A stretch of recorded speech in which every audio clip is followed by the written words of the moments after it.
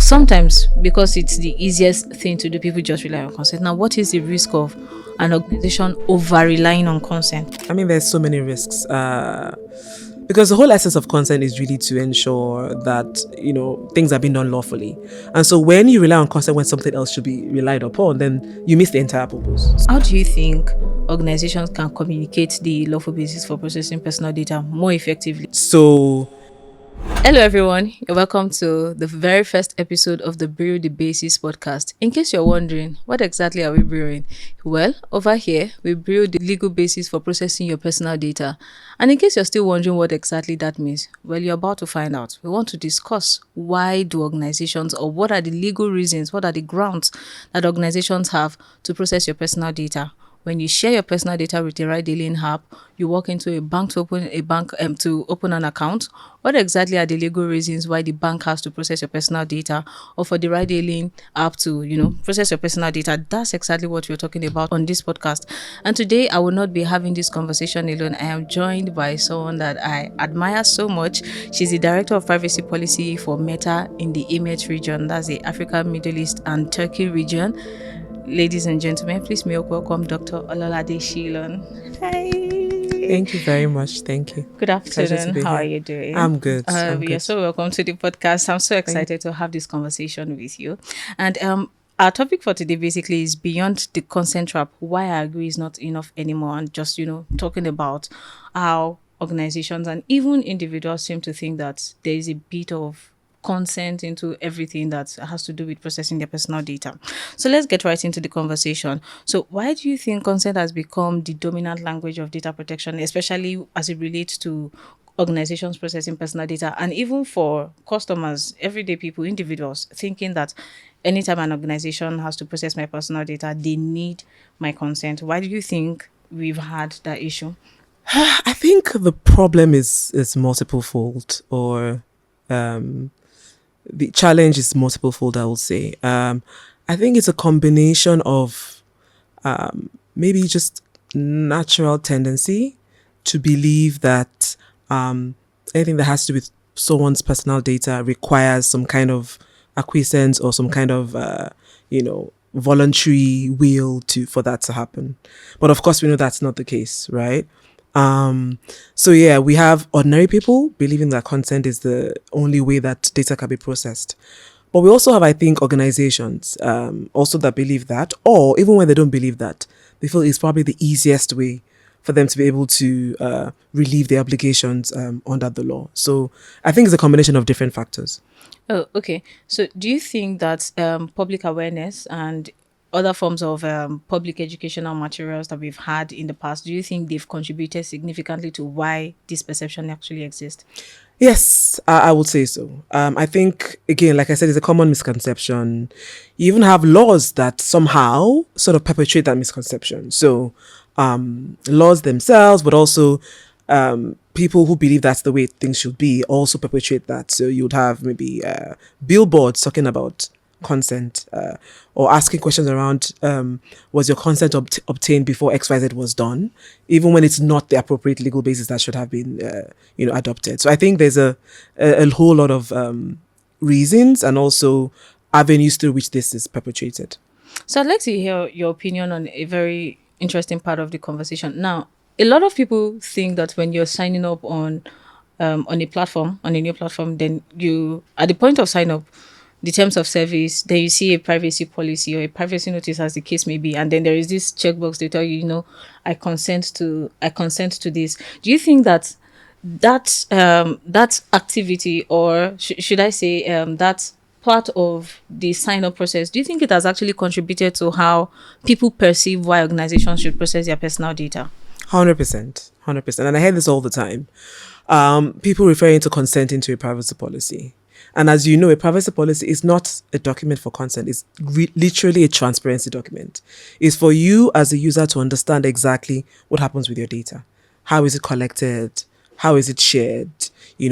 How is it used? And everything that has to do with that data. So that is what the privacy policy is about. It's not about consenting.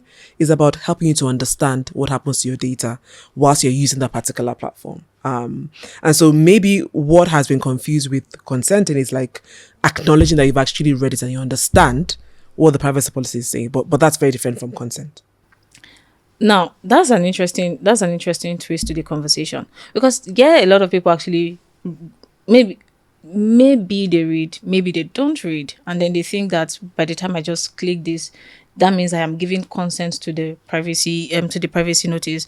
But then there is also the part where there is this fatigue reading some of these privacy notices, because it's long. Sometimes it has a lot of legalese. People are not exactly very interested. So do you think that in a way, reading the privacy notice, or maybe not reading it in a way, solidifies whatever action has been taken at that point in time? That's an interesting one, because I think a privacy notice is a requirement, right? So it's something that organizations have to have, because that's what most laws require. Like all laws will say you need to have transparency in different provisions. And it's also a very a delicate balance, right? Because you want your privacy notice to be comprehensive so people understand, but you also want them to be able to relate to what is being said there. And so it's a very fine balancing act to make sure it's not too long, it's easy to understand, but at the end of the day, it's actually a requirement. But what we find is that because people sometimes are a bit impatient, or it's the thing of, I know why I'm using this platform and I need to use this platform, so I don't really care to read and educate myself on what the implications of, how I'm going to engage with this platform would have on my personal data. So people do not feel the need to do that.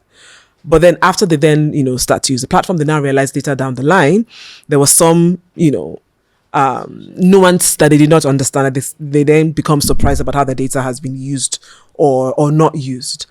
So of course it's very important, but I think it contributes to the problem, because people just literally scroll through and they are not really engaging with the whole essence of the privacy policy, which is actually to be, to give transparency.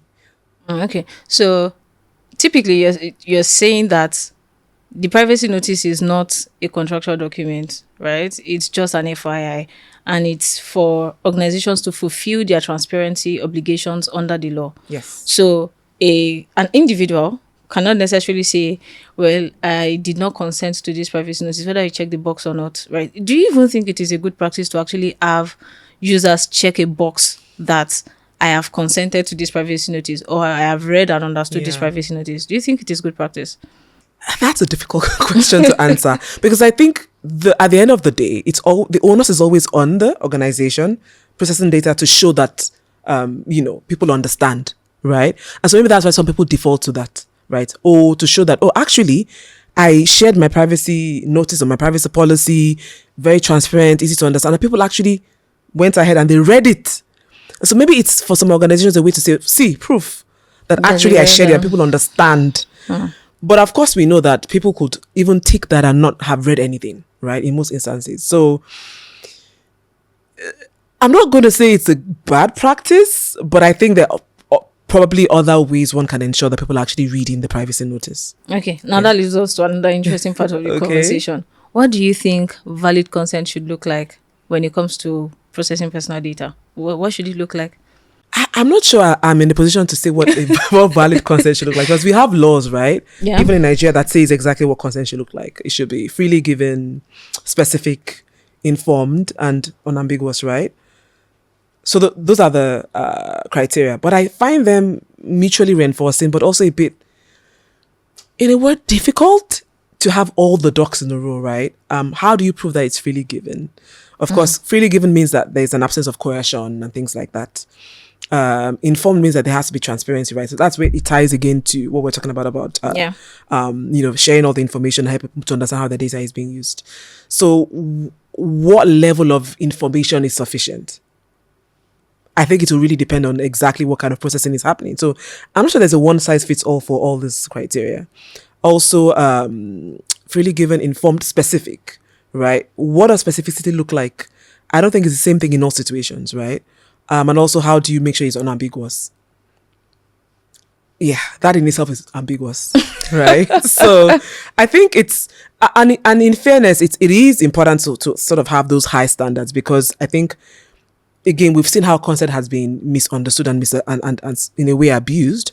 And so the idea is to make sure that, okay, you have all those criteria and all the ducks in a row, and you're able to then, make sure that people are actually, doing what they need to do and actually giving consent. So I get the rationale behind it, but it's just that the reality is that it has made people believe that consent, is the ultimate, and that that's the only way you can actually, lawfully process personal data. Okay, I think I agree with you. Now let's look at on the part of the organizations, because again we've mentioned how sometimes when individuals have to tick that box and say, "Oh, I agree to this," then they think to an extent that my consent is what is at play, no matter what you're doing. Now, on the part of the organization, why do you think that they frequently default to consent when, in fact, an organization should maybe know better, right? They should have people who advise them. They should, have a hang of what the law is saying regarding what they do. So, but also in certain instances, we see certain organizations, they just, you know what, they give consent, we can go ahead. Why do you think that often happens? So I think, first of all, I mean, it's not always the case that organizations have people that are advising them or know exactly what to do. It might appear so, but sometimes you have people who are advising, but who also do not have the enough, should I say, enough knowledge. So they might advise them wrongly and say, actually, just do this and it makes your life easier. Leading to the second thing, which I will say is, it's probably for some easier to just say, okay, there's a box, they tick it, and then we all go home. Right. They don't want to engage with the, real nuances of what, the requirements are. So if they feel like it's easy, but also they see other people doing the same thing, so why not? Why not do it and just sort of like get it over and done with? I think it just requires you also grappling with a lot of nuances and things about data protection that people might maybe feel lazy to do or don't feel equipped to do. Because I mean, the reality is that not all organizations have the, should I say, technical expertise or support that they need. So if you're a small organization, you just think, you know what, it's going to be DIY. I read around or I check around what others are doing, and I do the same thing. So big organizations might find it easier to sort of navigate, but smaller ones might think, okay, this is what X is doing, and it makes it easier.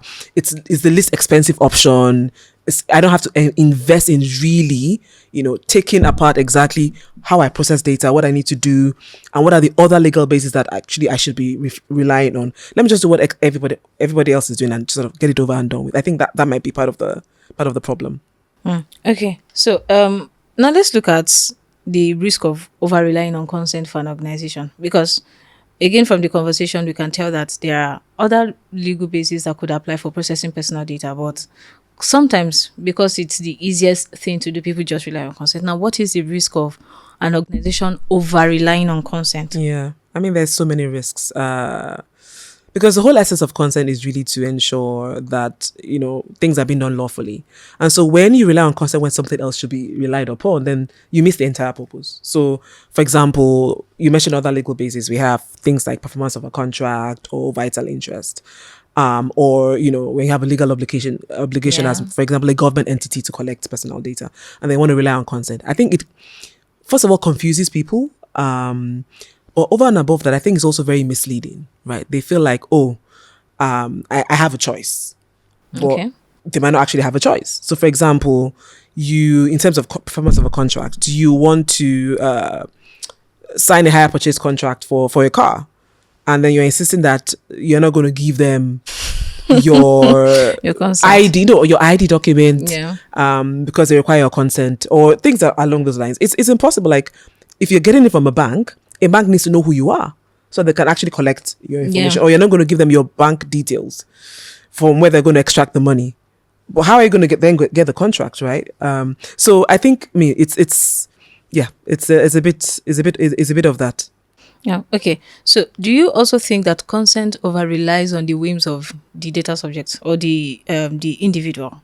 What do you mean by over rely on the whim? Okay. So, I think that in certain instances, when people think that if I don't give my consent, then they don't have to do this, right? Or maybe even when you rely on consent, would you, as an organization, have to immediately stop when the data subject then withdraws consent? Because I also know that a part of consent is that as much as you give consent, you must be able to withdraw consent, right? So do you think that in a way consent sort of over relies on the data subject and less on the organization on when it comes to processing personal data? Yes. Yeah, I think in a way, and going to your question around probably why some folks, organizations rely on consent, because at the end of the day, it makes it easier. And so it's like, okay, we give you the choice.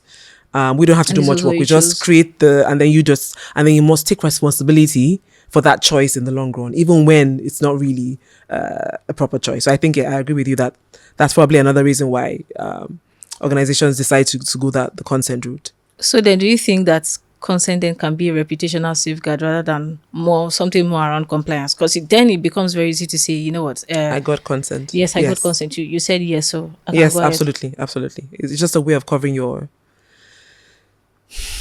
word that came to my mind was so covering your bases and making sure that it looks like you are doing the right thing when you're not Yeah. actually doing the right thing. You're not doing the hard work of understanding exactly what kind of processing you're undertaking, and then figuring out exactly what the right legal basis is. Okay, thank you very much. Now, what do you think are the common misconceptions about consent and lawful processing generally? I mean, the main one is that that's the only lawful basis, right? And like we mentioned, there's a couple of them. So, for example, performance of a contract, like I mentioned, and also when it's a legal obligation. So, for example, things like birth registration, all those kind of things are required by law. You actually have to, your data has to be processed in those situations. Vital interest as well. Usually, but not always, like life and death situations, right? For example, someone is in an accident, and there has to be some health, operation, undertaken. Done. Yeah.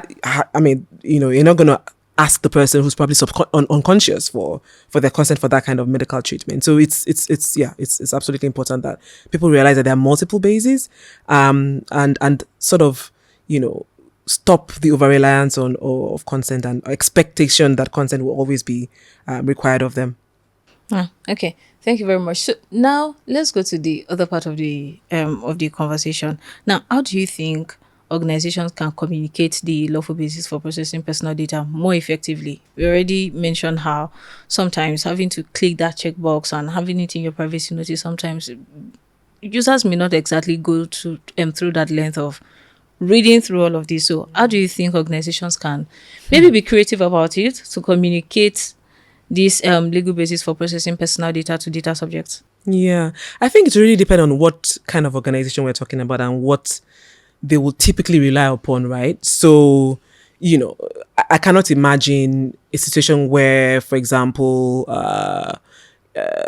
maybe a social media platform would require, will be relying on vital interest, right? So just to say that it would really depend on like what line of processing that they're in, and then that would determine exactly how creative they can be or what kind of creativeness that they can adapt. Yeah. I think what usually works is things people can relate to, right? Making it, for example, extremely simple and easy to understand. Videos, I think, are always the winner.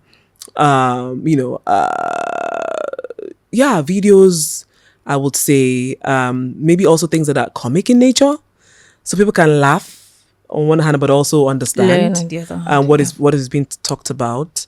I think just general awareness, measures as well. So I think it's not just organizations collecting data that should be involved in this kind of work. I think it's the entire ecosystem that should be supporting, and every part of the ecosystem has a part to play. So even society organizations have a role to play. So yeah, organizations have to be very, very creative. But I think what people relate to most, things around videos and comics and things like that, I think will be very, very helpful.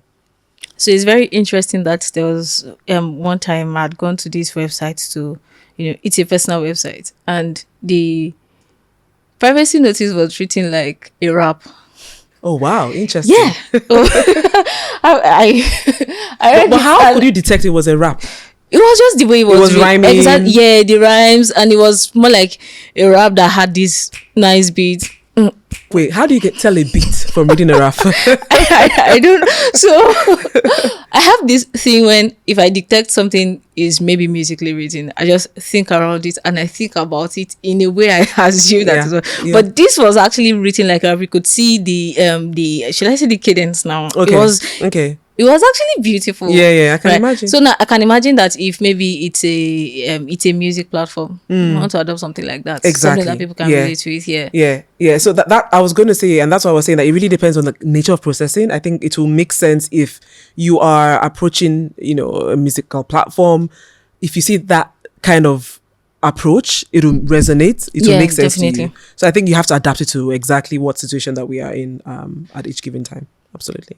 Okay. How do you think that the conversation is shifting globally when it comes to consent as a lawful basis for processing data and other lawful basis as well? So if you say globally, like I said, I need to restrict myself to Ahmed in The particular. administration game. I think we're so okay. Let me do this. I think within the region, there's still a long way to go. Especially because in Africa in particular, data protection is relatively new. And I say relatively new because 10, 15 years ago, there was a few people working on this and there were a few laws in the region, but not as many as we have now. Compared to like other parts of the world where it's been, a conversation that has been going on for a bit of time. And so I think we're still kind of far behind in how we think about most aspects of data protection. And so consent, I think, is still paramount and people are not necessarily seeing how complex it is in terms of, a legal basis. So that would be my response. I think we haven't gone as far as we can go in the conversation. And I think we're still very, very, very, very, very, very far behind. There's a lot of work that needs to be done. But I think elsewhere, there's realization that it's very, very complex and that it doesn't always solve the problem that legal basis is actually there to solve, which is ensuring that things are being done lawfully and also making sure that people understand exactly how the data is being processed and why it's being processed. I think there's a realization that consent is a bit nuanced and could also be problematic because it can be counterproductive, like we talked about earlier. Okay, thank you. Now to the last question before we go to the more interesting part. Right, what's your projection of what consent would look like in about a decade from now? Oh wow, a decade, that's so far away. I think that's too far away. A decade from now. Okay, let's say 5 years from now. 5 years from now, okay. I'm not sure if this will be a proper projection or it's just me like wishing this into action, right? Okay. I think we will have more like understanding with ordinary people that consent is only one of the legal bases. But between now and then, I think a lot of work still needs to be done. I think as organizations are beginning to understand better, the importance or the consequences of getting it wrong, I think they'll put in more effort into understanding what legal basis they should be using and then, actually to that path. And with that, of course, other people will tend to understand more and be able to sort of, understand exactly what should be happening with their data and how, legal basis should be working. So I think, or I hope, that in the next 5 years, things will definitely have improved, especially in the region. But I must emphasize that I think a lot of work still has to be done. I don't think it's going to be an automatic shift in the way people are thinking. Okay, thank you very much. So we have come to the end of the question and answer. So let's go to my awkward legal basis story. Okay, I can tell that you have one awkward one. Not quite. Is it? Okay. All right. So on this segment of the podcast, we just basically talk about a very light-hearted story where legal basis has come to play, but it looks a little awkward. So yes, I'll let you go with your awkward story. And I think I will also grant you another segment where you get to make a legal basis wish. It can be any wish. So let's start with my awkward legal basis story. Okay. So, are there rules around it actually happening to me directly, or could it be something I observed happening? Would it be awkward enough in Yeah, either yeah, situation? yeah. Okay. That's the okay. All right. Okay. Yes. Okay. So, I have seen. I didn't experience it like personally. It wasn't like me that was directly involved. A situation whereby folks were having a conversation around, data protection, generally speaking, and in particular, the Data Protection Act in Nigeria. And the data controller in question was basically saying, it doesn't apply to me. Oh, okay.